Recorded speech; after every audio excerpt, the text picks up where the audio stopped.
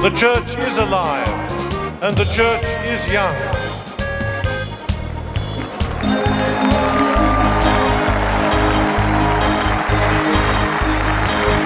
We are blessed to be together for World Youth Day 2008, and we are blessed that you have come to us in the name of the Lord Jesus. The church, too, comes in the name of the Lord.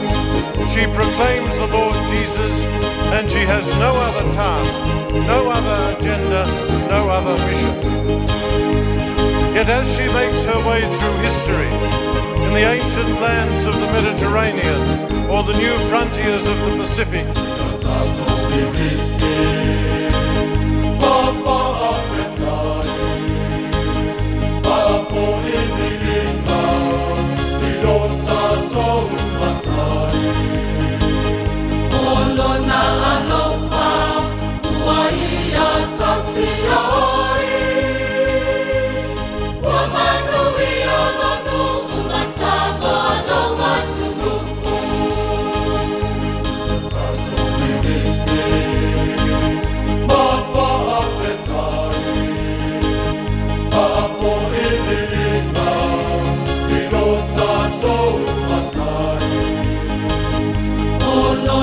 Alo